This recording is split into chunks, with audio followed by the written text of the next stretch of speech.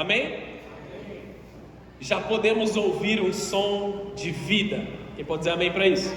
Amém. Peraí que eu vou esperar você dar aquela respirada. Testemunho, recado, dízimo, um monte de coisa, né? Vamos lá. Já podemos ouvir um som de vida. Amém. Em nome de Jesus. Amém. Na semana passada, domingo passado, nós falamos sobre o profeta Ezequiel, que encontra um vale de ossos secos e ele profetiza a vida. Os ossos secos, eles se juntam, se levantam e se transformam num grande exército. Amém? A Bíblia, ela tem duas retratações que se repetem várias vezes. Nós temos o vale e nós temos o monte. O vale, ele reflete um momento de dificuldade, um momento de escuridão, um momento ali de aperto, um momento de dificuldade. Vales, eles têm essa característica. Os montes, por outro lado, eles têm uma característica de intimidade com Deus, de provisão, de busca, de alegria. O momento do monte é o momento de você elevar a tua alma à presença do Senhor. Amém? Então nós estamos falando de dois lugares onde a vida do Senhor está tocando as nossas vidas e está tocando essa igreja em nome de Jesus. Abre a tua Bíblia comigo em 1 Reis, capítulo 18, versículo 41. O louvor acabou de cantar essa música. Vocês já vão entender aí de onde eles tiraram isso.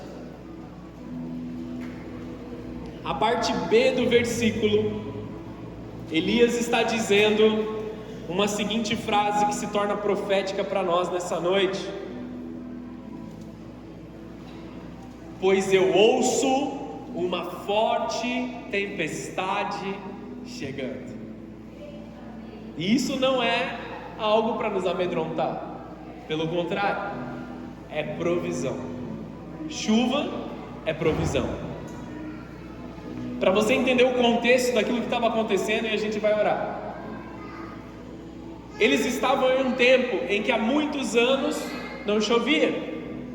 Israel naquele momento estava sendo liderado por um rei que era mau aos olhos do Senhor.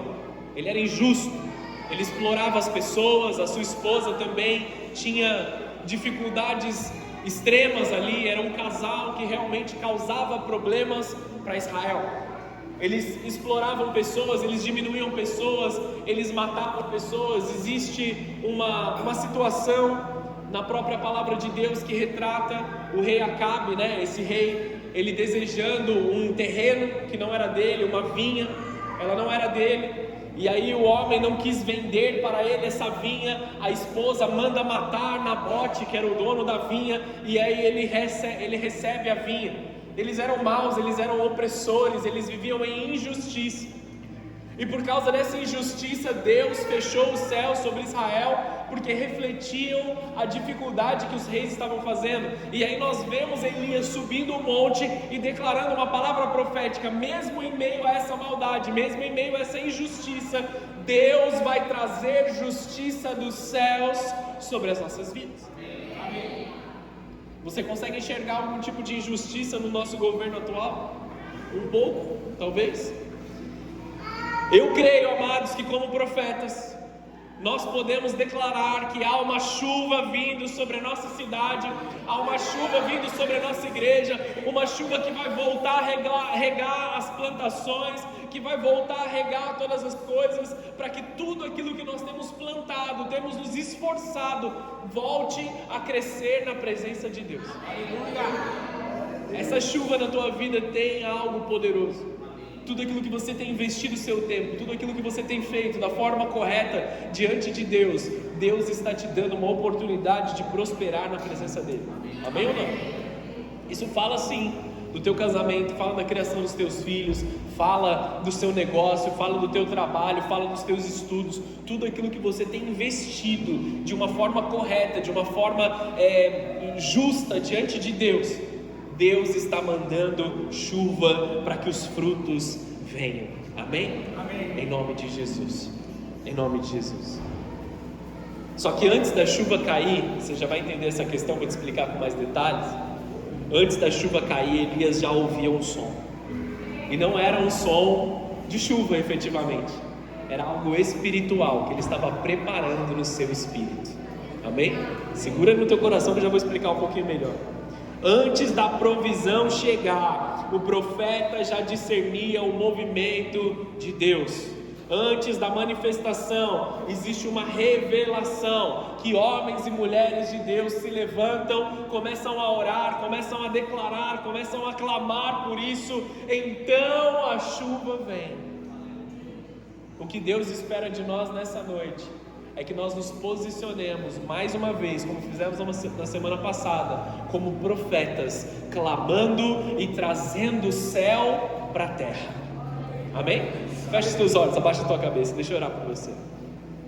Senhor Jesus, nós queremos te pedir pela tua presença, pela tua glória e pelo teu sobrenatural nessa noite.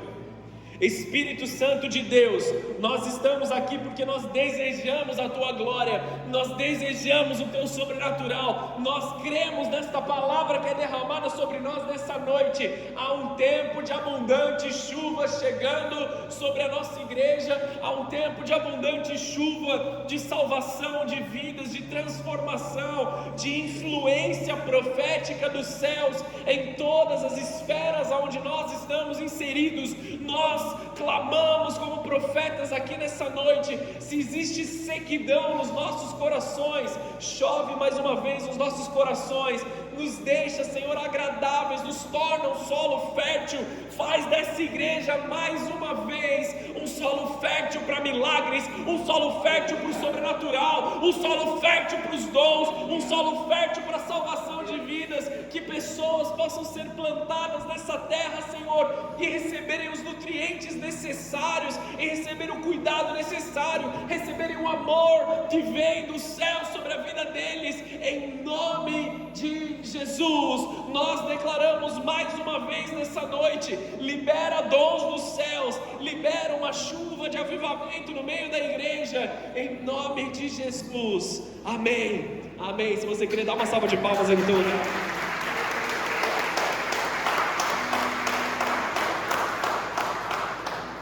Deus é maravilhoso. Posso ler mais um texto aqui para a gente ir? Eu vou dar um passo para trás e eu já explico a questão da chuva, beleza?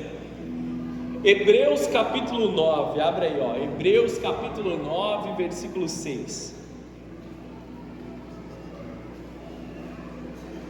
Na carta para os Hebreus, o escritor ele estava preparando e explicando como acontecia a adoração no templo, no período antes da vinda de Jesus.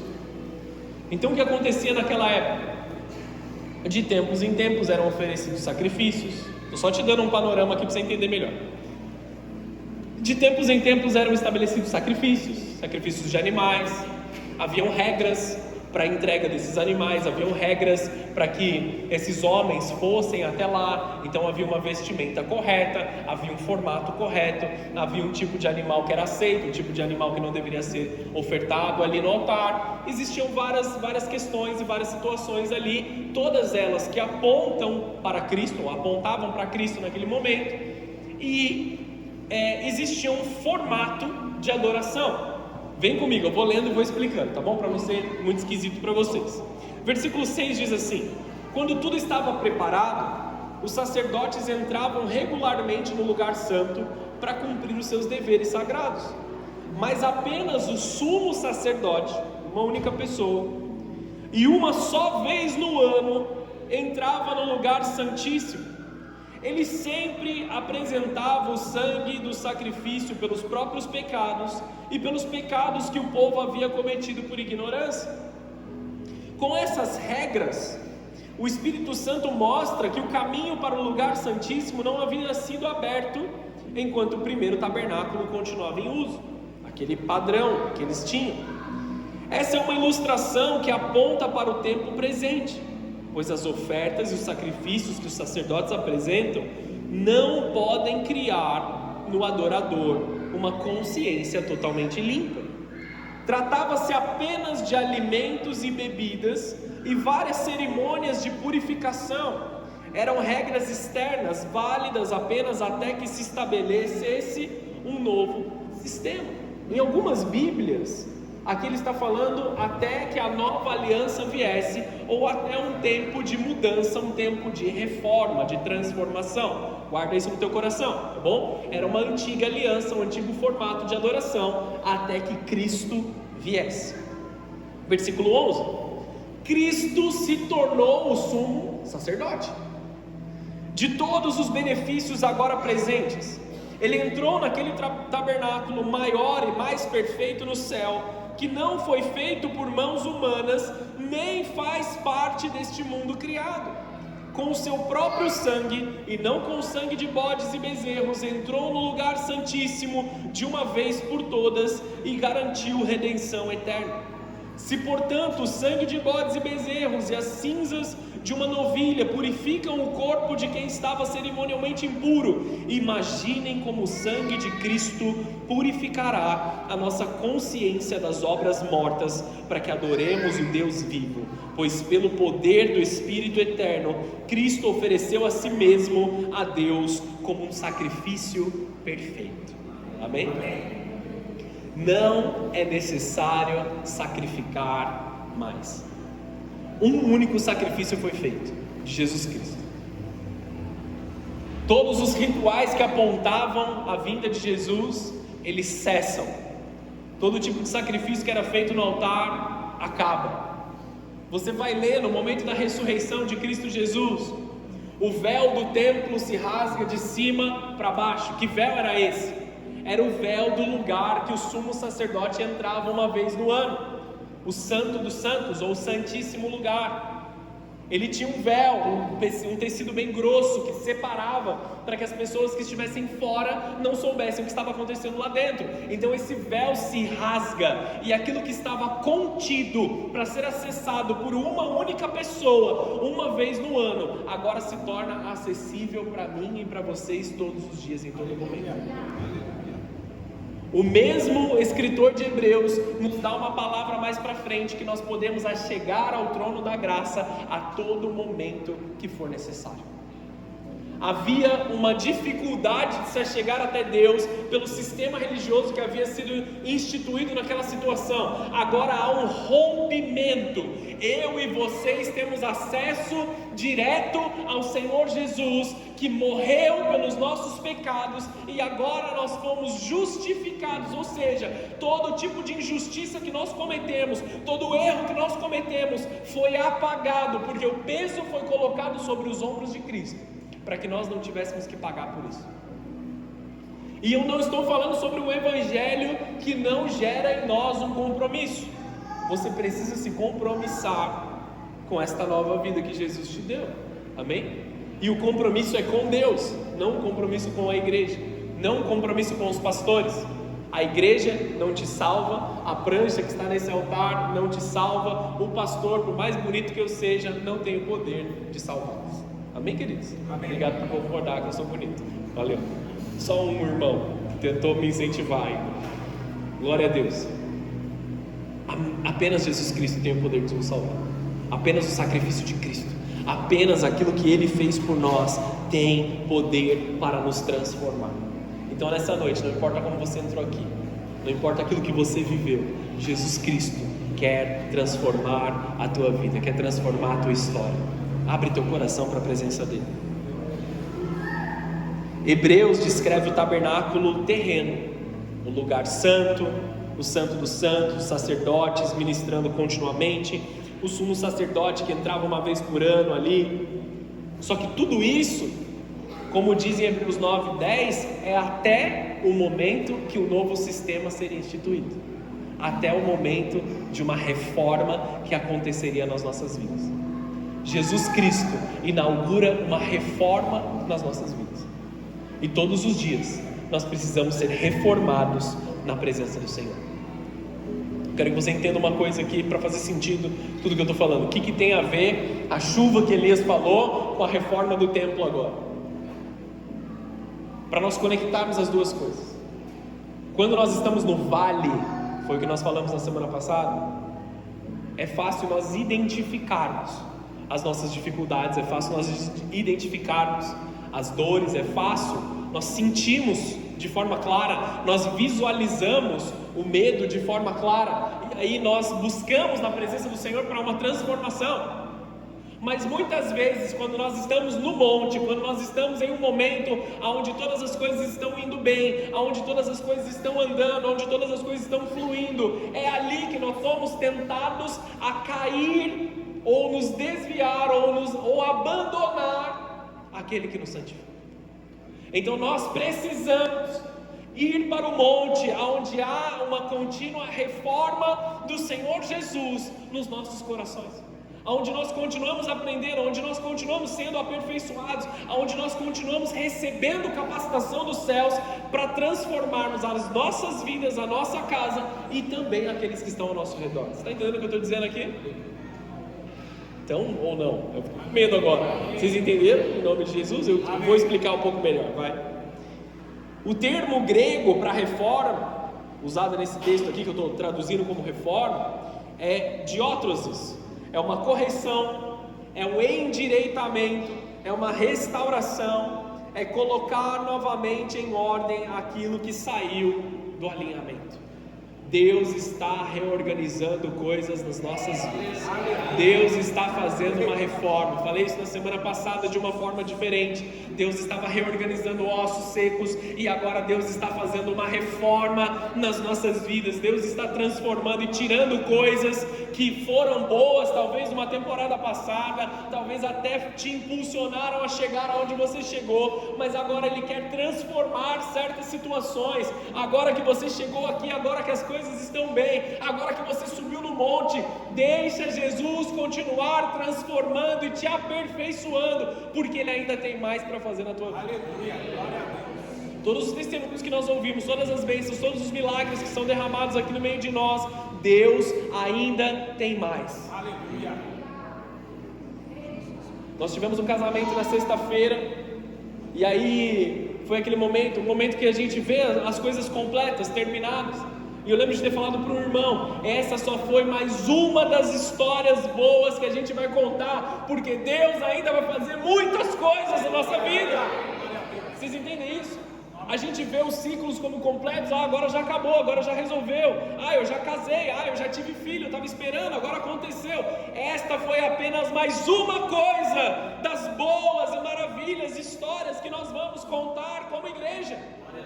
Deus ainda vai fazer muito mais na tua vida e na tua casa. Você pode dizer amém para isso? Você pode crer nisso? Existe um som de chuva vindo sobre a tua casa.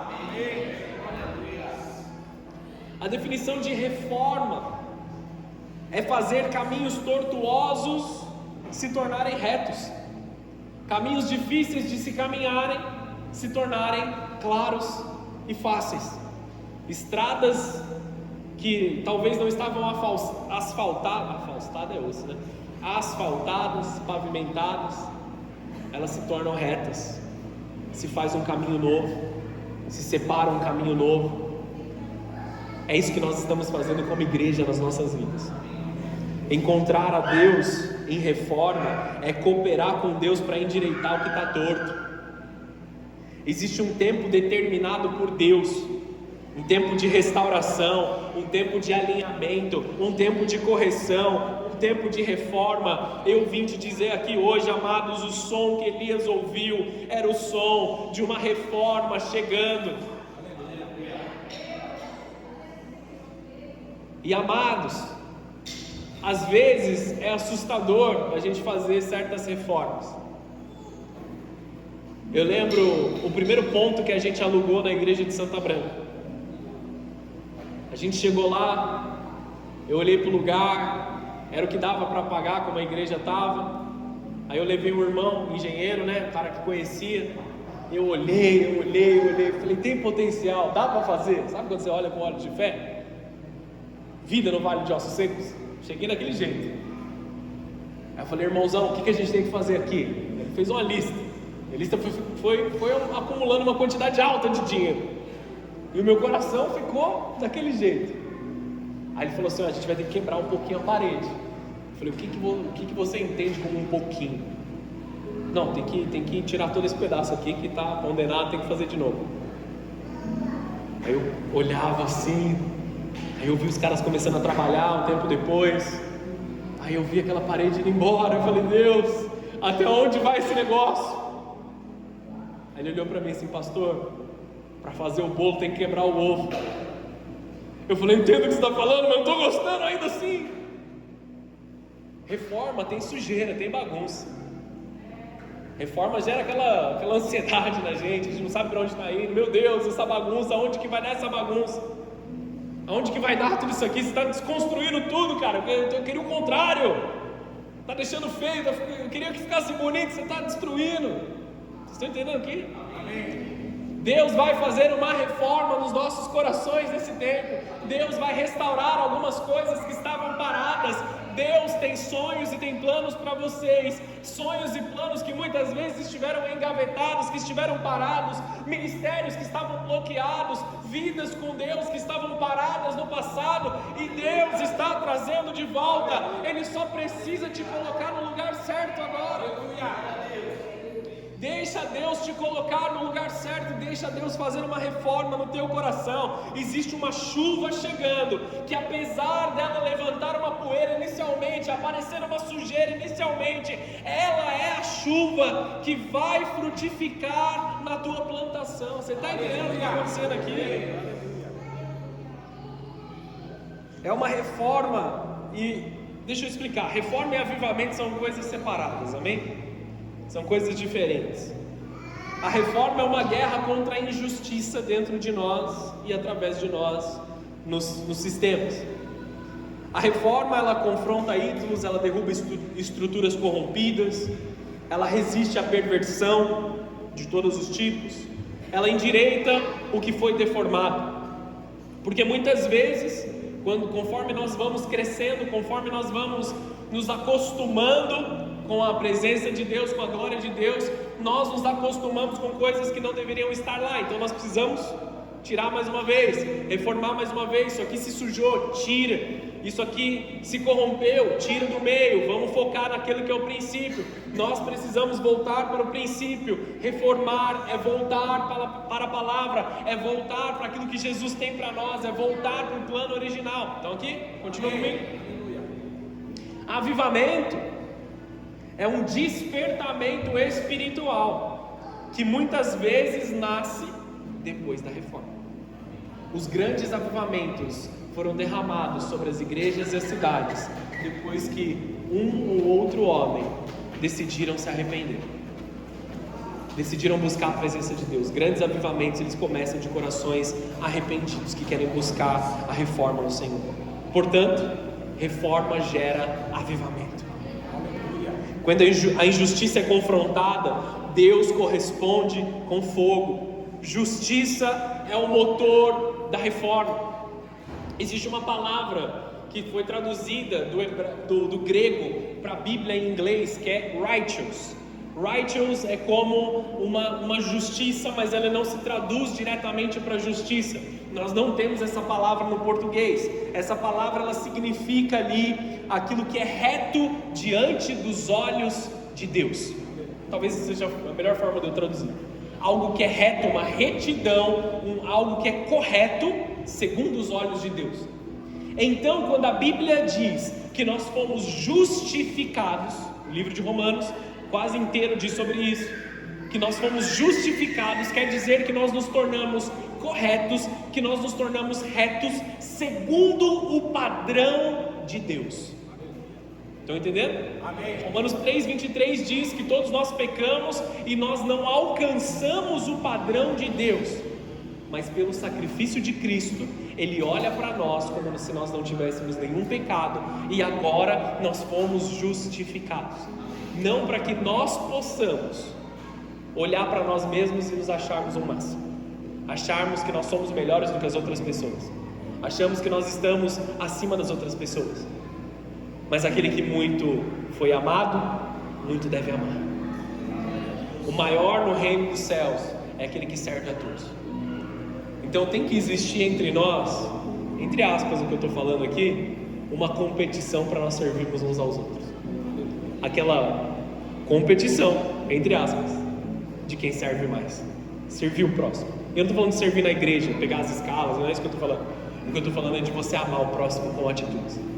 Amar o próximo com cuidado, amar o próximo com seus conselhos, estar na presença dele. É viver uma vida que de verdade, as alegrias dos nossos irmãos são as nossas alegrias, as tristezas dos nossos irmãos são as nossas tristezas.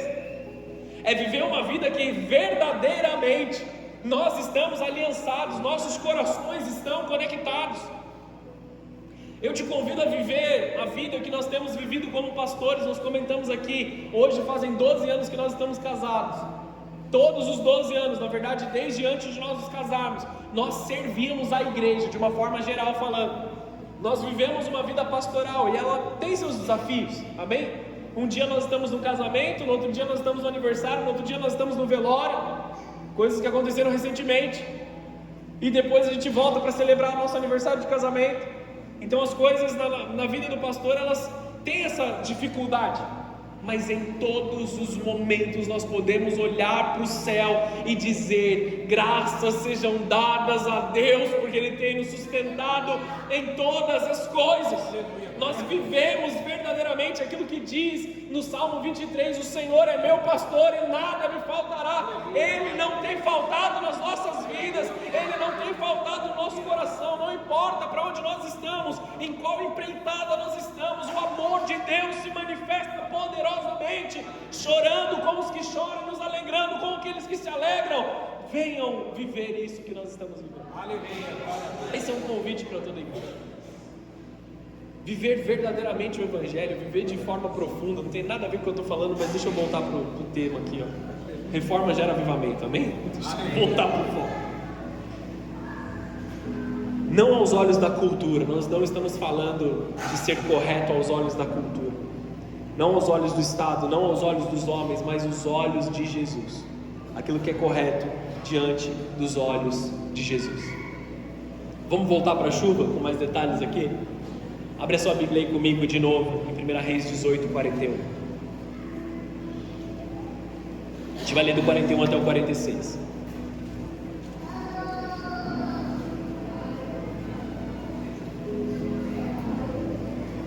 Vamos lá. Em seguida, Elias disse a Acabe: vá comer e beber, pois ouço uma forte tempestade chegando. Só que os próximos versículos dizem o contrário. Que cara maluco era esse que disse essa frase, mas viveu o que ele viveu depois? Você vai me entender, vamos para o versículo 42. Acabe foi comer e beber. Elias, porém, subiu ao topo do monte Carmelo, prostrou-se até o chão com o rosto entre os joelhos e orou. Depois disse ao seu servo: olha isso, amados, vai e olhe na direção do mar. O servo foi, olhou e depois voltou e disse: eu não vi nada. 7 vezes Elias mandou que ele fosse e olhasse. Por fim, na 7ª vez, o servo lhe disse: vi subir do mar uma pequena nuvem, do tamanho da mão de um homem. Então Elias lhe disse: vá depressa dizer a Acabe, apronte seu carro e volte para casa, se não se apressar, a chuva o impedirá. Em pouco tempo o céu ficou escuro com nuvens, um vento forte trouxe uma grande tempestade, e Acabe partiu em sua carruagem a toda velocidade para Jezreel. Então o Senhor concedeu força extraordinária a Elias, vai receber no teu espírito. Ele prendeu a capa no cinto e correu à frente do carro de Acabe até a entrada de Jezreel. Olha que cara doido. Vamos combinar. Ele olhou para o rei, a autoridade máxima de Israel, botou o dedo na cara e falou assim: vai comer, porque eu já ouço um som de chuva. Aí ele olha para o céu, 0 nuvens. Como você está ouvindo o som de chuva? Você já ouviu o som de chuva aqui? Da chuva chegando? Você escuta os trovões de longe, daqui a pouco vem aquela chuva, vem aquele som. Você está acostumado com o som de chuva. Só que este homem ouviu o som de chuva com 0 nuvens no céu. E pior, ele subiu no Monte Carmelo para orar, depois que ele já tinha falado. Aí ele fala pro servo dele: vai lá ver se tem alguma nuvem perto do mar. 7 vezes. 7 vezes, amados. Aí ele volta na 7ª vez: eu vejo uma pequena nuvem do tamanho da mão de um homem. Isso aí não é sinal de chuva, não é? É só uma nuvenzinha. Só que ele sabia o quanto ele tinha orado. Ele sabia do propósito que estava diante dessa chuva. Ele sabia que havia uma autoridade sobrenatural para acontecer. Ele subiu no cimo do Monte Carmelo, no alto do Monte Carmelo. E o monte representa um lugar de alinhamento, um lugar de intimidade, um lugar de visão espiritual, um lugar onde Deus fala conosco. Se você veio aqui nessa noite com um coração para adorar ao Senhor, com um coração disponível para ouvir a voz do Senhor, você está no alto do monte nesse momento. Aleluia! Carmelo, a palavra Carmelo significa campo fértil, lugar fértil. Você não está em um lugar seco. Não estou falando somente da igreja, mas estou falando daquilo que é espiritual nas nossas vidas. Você está em um lugar fértil.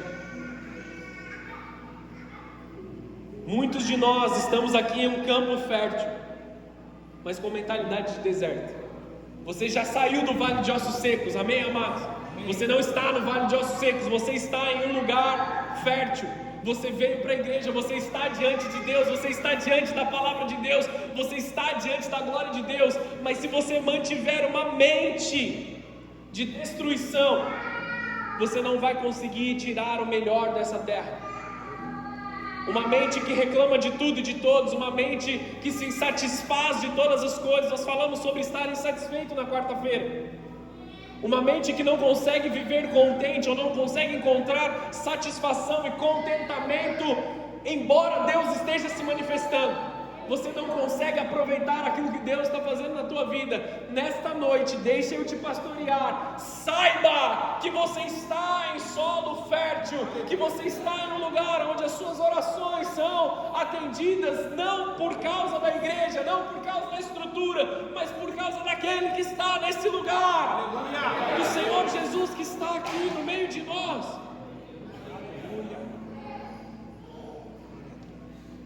Se a igreja não crer que a igreja é um lugar fértil, ninguém vai crer, ninguém vai plantar, e se ninguém plantar, ninguém vai colher. Estão entendendo aqui? Amém. Se os próprios servos, se os próprios filhos de Deus que frequentam a igreja domingo após domingo não creem que estão num lugar fértil, quem vai fazer? Quem vai crer? Quem vai buscar? Quem vai orar? A primeira chave para que a chuva venha e a reforma venha sobre os nossos corações é a intercessão. O que é intercessão? Não é apenas uma oração, mas de forma simples, é a oração em favor das outras pessoas. Você pode interceder por você mesmo, amém? Aquela oração fervorosa que você vai buscar, como Elias 7 vezes orou, só que ele estava orando em favor dos outros. Nós precisamos aprender a interceder, a orar de forma persistente. Intercessão é a chave para encontrar a Deus no meio da reforma. Não é uma oração de sobrevivência, é guerra espiritual. Nós somos uma tribo de guerra espiritual. A igreja precisa crescer em intercessão, não apenas de Senhor Jesus, abençoa a minha comida, Senhor Jesus, abençoa a minha casa. Isso tudo Deus tem para você, isso tudo são orações que você deve fazer todos os dias. Deve chamar sim Jesus para sentar na mesa com você enquanto você almoça, mas não é só isso. Não é uma oração de sobrevivência. Eu tenho um problema financeiro, me ajuda a resolver, faz um milagre, me ajuda a ganhar na Mega Sena. Vou guardar aqui para mim que eu tenho para falar. Mas a oração tem que ser: venha o teu reino. Assim que Jesus nos ensinou. Venha o teu reino, estabeleça-se a sua vontade, faz com que a sua justiça esteja aqui. Não é uma oração de sobrevivência. Tudo bem, você pedir aquilo que você tem que pedir mesmo. Ele é seu pai, ele te ama, ele quer te abençoar, amém? Não estou falando que é errado, Eu estou falando que não pode ser só isso. A nossa vida não pode ser só isso, não pode ser Deus satisfaça os meus desejos, é Deus, o que o Senhor espera que eu faça em favor do teu reino. E também eu não tenho recursos, eu não tenho habilidades, mas levanta alguém para tocar isso. Eu vejo injustiça no meio onde eu estou, vem com a tua glória e transforma isso. Eu vejo dificuldades no meu bairro, na minha igreja, onde eu estou, na minha cidade, vem com a tua glória, vem com resposta, vem com santidade, vem com a presença. Eu estou vendo pessoas se perdendo, eu estou vendo pessoas presas nas drogas, no álcool, nas dificuldades, eu estou vendo amigos meus se entristecerem. Deus, talvez se eu falar palavras eles não entendam, mas vai o Senhor e visita eles lá. Esse é o tipo de oração que nós fomos chamados para orar. Glória a Deus. Se nós olharmos ao redor da igreja, a nossa igreja tem estado mais cheia do que nos últimos tempos, amém? Glória a Deus por isso. Mas ainda conseguimos olhar cadeiras vazias, amém? Nós precisamos continuar clamando, amados. Aleluia. Enquanto tem alguém perto de nós que está sofrendo, que está preso, que está aprisionado pelas trevas, clamem por eles. Não é sobre encher as cadeiras, até porque se todas as cadeiras estivessem cheias, nós compraríamos mais, amém? Mas não é sobre encher cadeiras, não é sobre construir um reino aqui, é sobre povoar os céus, amém? Deus tem uma chuva para vir sobre nós. Não é uma igreja que apenas frequenta cultos. Nós carregamos fardos de nações. Nós carregamos responsabilidades maiores. Quem intercede troca o seu coração pelo coração de Deus. E aí você passa a ver as coisas como Deus enxerga as coisas. Tem coisas que talvez você não entenda. Por que isso? Por que de tal injustiça? Por que de tal coisa acontecer? Ore ao Senhor e peça para que Ele te deixe enxergar como Ele enxerga as coisas. Nós precisamos aprender a declarar: esse lugar é um lugar fértil, essa é uma cidade fértil, essa é uma igreja fértil. Posso te pastorear aqui nesse momento? Sabe como que é, né? Guararema é assim, cidadezinha assim, assim, assim. Aqui não dá nada não, esse tipo de coisa não dá certo. Esta terra é uma terra fértil. Aleluia, glória a Deus. Se você é membro dessa igreja, eu, na autoridade pastoral, estou te proibindo de falar mal dessa cidade, amém? Aleluia. É brincadeira, mas é sério, amém? É a minha cidade, é a sua cidade, é terra fértil. Foi isso que você tinha falado? É a nossa cidade, amados. Não fale mal daquilo que Deus preparou para nós, não fale contra aquilo que Deus nos posicionou. Tem empresários aqui, pessoas que têm seus próprios negócios? Levanta sua mão aí, ó. Tem uma galera que tem seu próprio negócio aqui? Se você está amaldiçoando a cidade, olha essa galera aqui, ó, que você está deixando para trás aí. Aqui tem, sim, árvores frutíferas, amados. Aleluia! Pessoas extremamente capacitadas por Deus para prosperarem naquilo que Ele preparou. Aleluia! Esse é um lugar fértil e uma chuva de Deus está vindo sobre cada um de vocês, não só os empresários, mas sobre todos, em nome de Jesus. É um som de provisão de Deus também. A chuva na Bíblia, ela representa provisão, vida, renovação, frutificação. Em tempos de crise, Deus libera chuva. Deus mandou Elias trazer chuva? Não mandou. Tem uma diferença aqui. Quando Ezequiel estava no vale de ossos secos, Deus o levou para lá e falou com ele: profetiza vida. Só que Elias não ouviu uma voz de autoridade de Deus para que ele declarasse chuva. Então da onde que ele tirou isso? Um homem que tem um coração segundo o coração de Deus sabe o que é necessário fazer no momento certo. Não é sobre eu gostaria que tivesse, mas por conhecer a palavra de Deus, eu sei que é isso que precisa acontecer. A minha nação está secando por falta de chuva, então eu preciso clamar pela chuva. Deus me pediu isso? Não, eu vou orar e eu vou gerar a resposta de Deus, mesmo que Ele não tenha me dito para fazer, porque eu entendo pela palavra, eu entendo pela vontade explícita dEle, que isto é o correto a ser feito. Vocês estão entendendo aqui? Eu não fiz porque ninguém me mandou fazer. Ninguém pediu para Elias fazer isso. E ele colocou o pescoço em risco ainda. Ele foi até o rei. Se não chovesse, Acabe matava ele. Vocês estão entendendo isso? Ele apavorou o rei. Se não tivesse chuva, o rei ia mandar matar Elias. Aquele que tem o coração alinhado com o coração de Deus, Deus não precisa pedir, Ele já está realizando a obra, Ele já está fazendo aquilo que tem que ser feito, Ele está intercedendo, Ele está clamando. Deixa eu orar para ver se é de Deus. Está escrito na palavra de Deus? Só faz, amados. Ora enquanto você está fazendo. Ele já nos comissionou, Ele já nos enviou. Amém? Não me entendo da forma errada, tá bom? Mas tem coisa que a gente não precisa orar para a gente fazer. Tem que orar para que cura venha sobre as pessoas. Será que é de Deus eu orar para que alguém seja curado? Vai lá e pede para Deus. Vai lá e faz aquilo que Deus já colocou nas nossas vidas. Deus já nos comandou. Deus já nos deu autoridade. A chave de Davi está nas nossas mãos para abrir as portas celestiais e as portas da terra. Então faz aquilo que você tem que fazer. Aleluia. Eu estou vendo que tem um afastamento, eu estou vendo que tem uma dificuldade, então essa é a hora de nós virmos e trazermos a glória de Deus mais uma vez. Santidade é combustível para a reforma. 1 Pedro 1,15 diz: sede santos porque eu sou santo. Deus está nos dando a autoridade para que sejamos santos. Justiça impulsiona a reforma, santidade alimenta a reforma. Muitos movimentos morreram por falta de santidade. Não foi porque o diabo matou a situação, mas porque as pessoas se ensoberbeceram, cresceram. Eu cresci demais, eu já não preciso disso. A pessoa nunca foi preocupada com a autoimagem, agora está mais preocupada com a autoimagem do que a glória de Deus.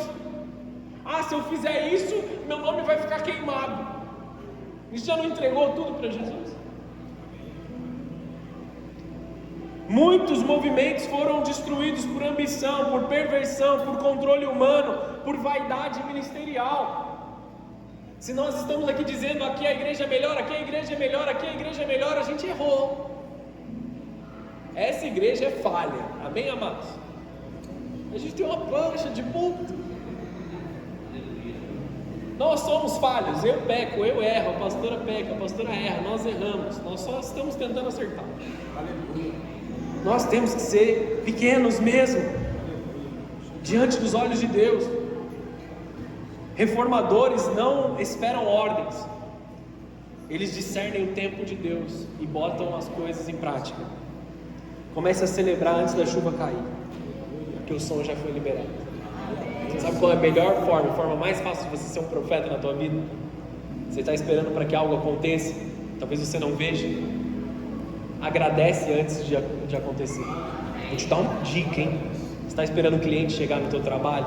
Fala assim: Deus, eu te agradeço pela quantidade enorme de clientes que o Senhor está me mandando. Aleluia. Senhor, eu te agradeço porque a minha bolsa de estudo saiu. Senhor, eu te agradeço porque isso aconteceu. Senhor, eu te agradeço pela promoção que eu estou esperando. Começa a agradecer antes de acontecer. Age como um profeta. Para ver se Deus não vai vir arrebentar as comportas dos céus e chuva vai vir sobre a tua vida. Porque existe um som de chuva sobre a igreja. Aleluia. A reforma é gerada no monte em oração. Elias sobe, ele se curva, ele se posiciona ali, como as mulheres davam à luz naquela época. Diz que ele estava com dores de parto enquanto ele orava. Ele coloca o rosto entre os joelhos, era uma postura de parto espiritual, como se ele estivesse gerando algo. É muito fácil a gente pensar que Deus é tipo um Papai Noel. Eu tenho a minha lista aqui, Papai Noel, faz essa aqui pra gente. Nós temos que gerar algo. Ele não está aqui para atender as nossas demandas, é para que nós entremos debaixo daquilo que Ele tem, que o nosso coração se assemelhe ao coração do Pai, que o nosso querer seja o querer de Deus sobre a cidade, sobre a nossa vida, sobre a nossa família. Reforma não nasce no palco, ela nasce no secreto. Reforma é endireitar o que está torto, e isso acontece quando você coopera com Deus em oração. Então essa primeira chave é intercessão, estou nela ainda. Tiago 5, versículo 16 diz assim: portanto, confessem os seus pecados uns aos outros e orem uns pelos outros para serem curados. A oração de um justo tem grande poder e produz grandes resultados.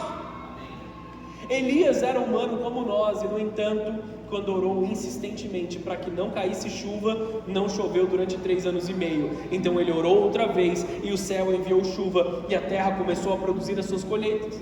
Ele era um homem como nós. O próprio Tiago está dizendo aqui, sujeito às mesmas fraquezas, sujeito às mesmas falhas. Nós vemos o mesmo Elias se escondendo numa caverna, alguns capítulos para frente.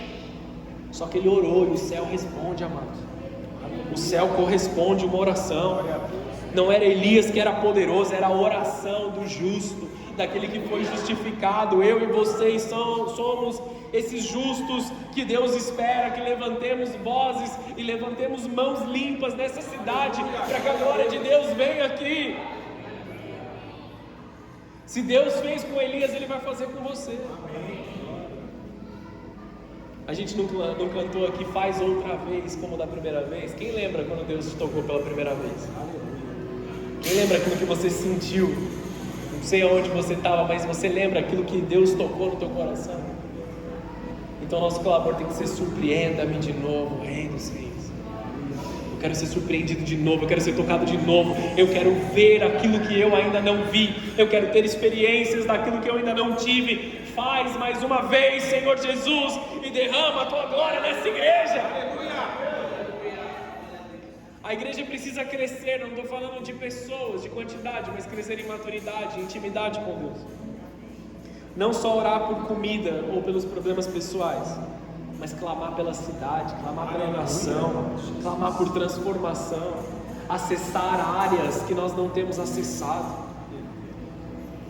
Elias, ele ora, e ele manda o servo dele olhar, nada, 7 vezes, vai e volta. 7, ele representa a plenitude, perfeição e um processo completo de Deus. São símbolos atrelados aos números. É um processo completo. Ele insistiu, foi perfeito, foi completo. Ele esteve lá até que aconteceu. Imagina se Elias tivesse falado para cá, me sobe no monte. Eu vejo uma pequena nuvem e tal, não sei o quê. Vai lá, vê se tem nuvem. Não tem nada. Errei, e agora? Vou fugir. Se ele orasse uma única vez, acabou. Orações insistentes. É um ano de nós peticionarmos os céus. O que está no teu coração, continue orando, continue clamando, continue insistindo, continue buscando, porque existe um som de chuva sobre a tua vida. Eu lembrei de uma situação que aconteceu. A Amanda está ali em cima cuidando do filho dela. E aí a gente estava orando, a Amanda estava doente, ela tinha um laudo do médico. Ela contou o testemunho aqui na igreja, está no YouTube, né, Amanda? E ela tinha um laudo, ela ficou com medo do laudo.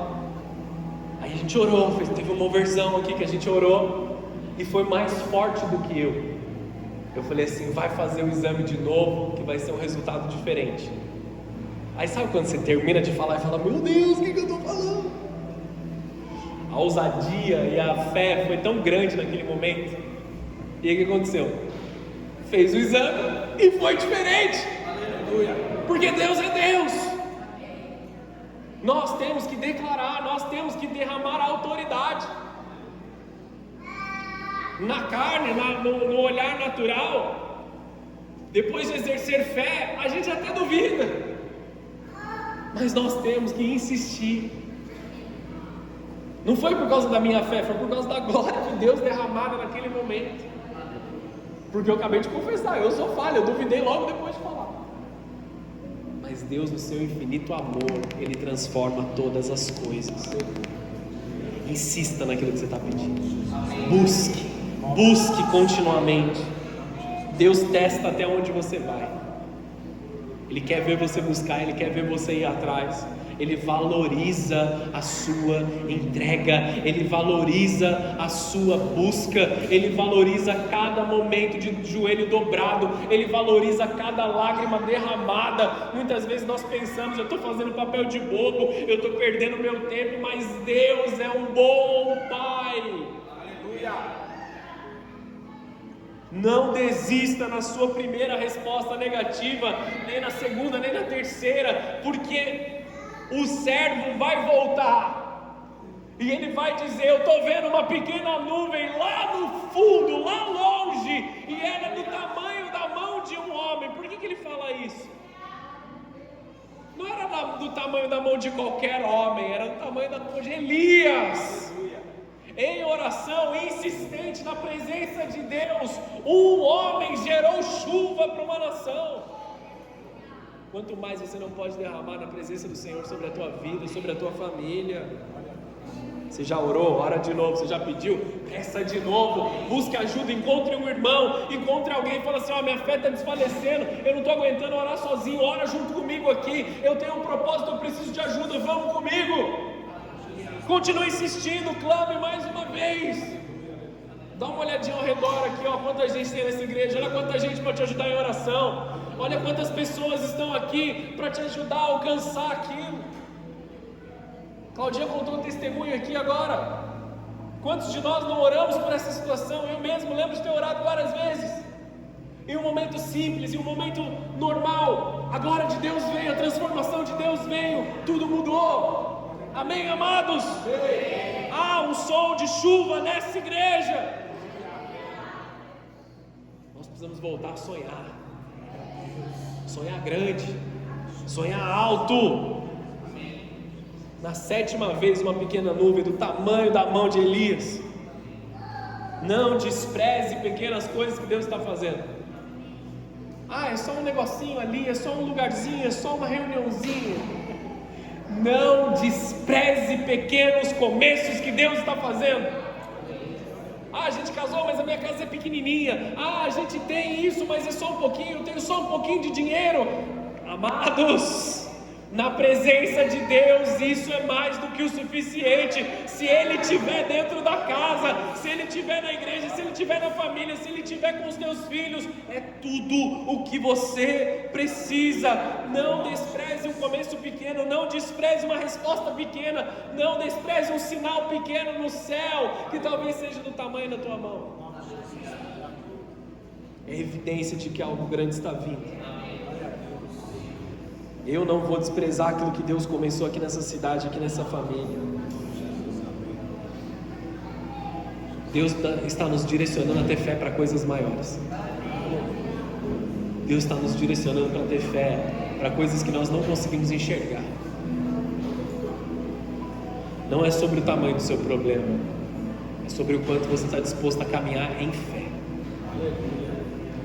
A galera que me conhece há mais tempo aqui na igreja até se incomoda comigo. Às vezes eles contam uma coisa: eu fiz tal negócio, ficou legal, por que você não transforma disso num trabalho? Olha aqui, Deus fazendo isso, e eu já tenho aqueles planos malucos. Vende isso, faz disso um negócio, não sei o quê. Não, pastor, só quero fazer um negocinho aqui, pequenininho. Glória a Deus pela sua vida. Mas Deus tem mais. Tudo bem você gostar do seu pouco, você ser fiel naquilo que Deus te deu, naquilo que é pouco. Mas eu estou aqui para te dizer que Deus tem mais. Eu estou aqui para te dizer: glória a Deus, chegou um parente seu, chegou um irmão seu na igreja, Deus ainda vai salvar o resto da família. Deus ainda vai transformar todas as gerações. Sem medo de dizer isso agora. A chave da reforma também é a palavra de Deus. 2 Timóteo 3,16 diz assim: toda a escritura é inspirada por Deus e útil para nos ensinar o que é verdadeiro e para fazer perceber o que não está em ordem em nossa vida. Ela nos corrige quando erramos e nos ensina a fazer o que é certo. A palavra corrige, alinha e reforma os nossos corações. Para onde a gente tem que voltar? Para a palavra de Deus todos os dias. Crie o hábito de ler a palavra de Deus. Nós lançamos um desafio aqui na igreja: se encontrar com Deus pela manhã, antes de você pegar seu celular. Vou te falar isso de novo. Se encontre com Deus. Leia alguns versículos da Bíblia. Talvez você não tenha nem o menor hábito de ler a Bíblia. Lê alguns versículos da Bíblia antes de você pegar seu celular. Você vai ver como seu dia vai começar a transformar. Uma geração distraída precisa de uma chuva da palavra de Deus mais uma vez.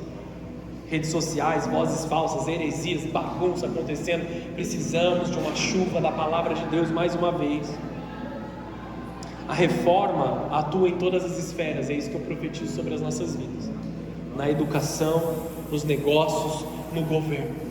Nós vamos continuar orando, nós vamos continuar buscando. Deus não te chamou para viver isolado do mundo. Deus não te chamou para ser cristão dentro da igreja ou dentro do teu lar talvez, mas Ele te chamou para ser poderoso em palavras e em obras aonde você estiver. Aleluia. Não é sobre um cargo na igreja, mas sobre aquilo que você é em Deus por dentro. Daniel esteve no governo da Babilônia. Esther foi rainha envolvida na política com o coração em Deus. Davi se assentou no trono de Israel por muitos anos. Paulo esteve diante de reis. Pedro esteve diante do Sinédrio. Todos eles causaram mudança na sua geração. Nós podemos causar também. A igreja nunca foi chamada para recuar, ela foi chamada para estar na linha de frente. Ela te chamou para reformar ambientes e não existe área neutra. Todo campo é um campo político. Todo campo é um campo de disputa. Se você não toma posição, alguém vai tomar posição. Vou te dar. Posso te pastorear? Pai e mãe. Pai e mãe. Se você não toma a sua posição como pai do seu filho ou mãe do seu filho, você não faz aquilo que você deveria fazer. Isso é um campo de disputa também. Alguém vai tomar esse lugar. E você não vai ter o direito de dizer quem vai ser essa pessoa. Vou criar um exemplo do qual está amarrado em nome de Jesus. Se você não faz o seu papel de pai com o seu filho, você não pode se frustrar quando um traficante fizer o papel de pai na vida do teu filho. Está amarrado em nome de Jesus, amém, queridos? Pais e mães estarão posicionados nesse tempo, sabendo o que vocês estão fazendo. Amém? Todo campo é um campo de disputa. Sua casa é um campo de disputa. Você precisa trazer a glória de Deus, trazer a presença de Deus. Não é para você brigar com as pessoas da sua família, amém? É para você trazer a glória de Deus. Amor, carinho, cuidado. Se você não toma lugares, eles serão tomados por outras pessoas. Amém ou não? Amém. Terceira chave: ação. Ação. Mais simples do que parece. Você não precisa estar pronto, você não precisa estar perfeito, você precisa fazer. O profeta Elias, ele não ouviu de Deus antes de fazer, ele fez porque ele sabia que tinha que ser feito. Lucas capítulo 3, versículo 3, eu vou lendo aqui, você vai acompanhando, estou chegando no fim da mensagem, amém? Vou correr um pouco, senão eu perco. Nem dei tempo dos caras se manifestar. Lucas 3 diz assim: João percorreu os arredores do rio Jordão, pregando o batismo em sinal de arrependimento, para o perdão dos pecados. O profeta Isaías se referia a João quando escreveu em seu livro: ele é uma voz que clama no deserto, preparem o caminho para a vinda do Senhor, abram uma estrada para ele, os vales serão aterrados, os montes e as colinas nivelados, as curvas serão endireitadas e os lugares acidentados aplanados, então todos verão a salvação enviada por Deus. Quando nós deixamos a reforma de Deus nos nossos corações, nós criamos uma pista de pouso para o Espírito Santo tocar. Se você reforma a tua casa, o teu negócio, o teu trabalho, de acordo com a palavra de Deus, você cria uma pista de pouso para o Espírito Santo vir e abençoar de todas as formas.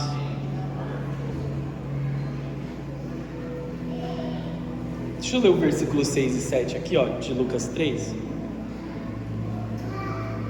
Então todos verão a salvação enviada por Deus.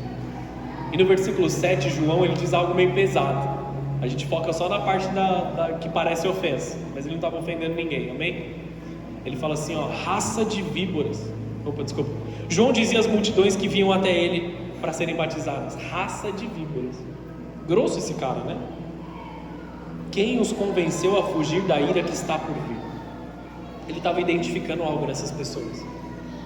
Porque ao invés deles se dobrarem à vontade de Deus, eles estavam tentando resistir a essa vontade. E aí nós temos um problema. Resistir àquilo que é correto, resistir àquilo que é justo, resistir àquilo que é de Deus, destrói as nossas vidas. Não resista, não tente fugir da ira vindoura. E ainda mais, como teu pastor, eu preciso te dizer isso: se renda ao amor de Deus. Deixa Deus te amar. Tantas pessoas ao redor do mundo, tantas pessoas que eu ministro, que eu converso, tantas pessoas na rua, que muitas vezes você quer derramar amor, você fala da palavra, estão tão feridos e tão machucados que não sabem ser amados. Deixa Jesus te amar, deixa Jesus derramar uma chuva sobre a tua vida. Todos nós precisamos ser amados, todos nós ansiamos ser reconhecidos pelo nosso Pai. Deixa Deus derramar amor sobre a tua vida. Endireitai os caminhos ao Senhor, não é sobre sentir, é fazer. A reforma em você. Antes de Deus mudar o mundo, Ele muda você, e depois Ele faz ao seu redor, depois Ele te envia. Atos 5:29 diz assim: importa obedecer a Deus e não aos homens. Jesus, Ele entra primeiro, Ele morre primeiro, Ele inaugura a reforma, para que nós possamos dar continuidade. Ele rasga o véu, Ele dá acesso, Ele dá relacionamento, Ele dá autoridade. Reforma é o nosso legado deixado por Jesus. Então nós declaramos que haverá uma chuva, nós declaramos que haverá um derramar, nós declaramos que haverá um sobrenatural. O céu escurece, o vento vem, a chuva cai, e Elias, ele é cheio de um poder de Deus. Olha que maluco, amados. A Bíblia diz que ele cingiu os lombos. Ele pegou a capa, ele dobrou a capa, que era aquele saiote que vinha aqui. Ele dobra nessa altura aqui, ele pega o cinto, coloca aqui, e ele começa a correr. E ele corre mais do que carros, porque quem está andando na presença de Deus anda numa velocidade diferente. Aleluia. Quem está debaixo do propósito de Deus caminha numa velocidade diferente. O que acontece? Outro dia no meu trabalho me falaram assim: como que você consegue ser pastor? Como que você consegue pregar na igreja, trabalhar aqui, você escreveu um livro, você faz jiu-jitsu? Eu falei: cara, é Jesus, não sou eu. Aí eles complementam: e você ainda tem 2 filhos? Eu falei: tenho 2 filhos. Quem caminha na presença de Jesus caminha numa velocidade diferente, irmãos. A mão do Senhor veio sobre Elias, e a mão do Senhor está vindo sobre a tua vida nesse momento. Quando a mão de Deus vem, você corre mais rápido, você rompe os limites, você rompe as barreiras, você faz o que é impossível para os corações endurecidos, você faz o que é impossível para os corações que estão murmurando. Ele correu para um lugar chamado Gisrael. E eu vou encerrar dizendo isso. Gisrael significa o lugar aonde Deus trabalha. Começa a correr para esse lugar onde Deus está trabalhando. Começa a correr para esse lugar onde a presença de Deus está vindo sobre você. Vá para o lugar onde Deus está trabalhando. Não importa o que está te paralisando ou o que te paralisou até aqui. Todo medo tem que cair por terra nessa chuva. Toda idolatria tem que cair por terra nessa chuva. Todo ciúmes, toda distração, tudo aquilo que não vem de Deus cai por terra. Porque eu ouço um som de abundante chuva vindo sobre a igreja. Existe uma chuva vindo. Deus está liberando provisão, Deus está liberando reforma, Deus está liberando vida. Suba no monte. Ore até você ver, amados. Se o pessoal do louvor quiser vir subindo aqui. Creia até manifestar a presença do Senhor. Essa é uma noite de ceia. Essa é uma noite de reconciliação com o Senhor. Essa é uma noite de buscarmos mais intensamente aquilo que o Senhor tem para nós. E todos estão convidados para esse banquete na presença do Senhor. Todos estão convidados a sentar na mesa com o Senhor. Amados, nós vamos adorar o Senhor aqui agora. Se você puder fechar os teus olhos, se você puder abaixar a sua cabeça.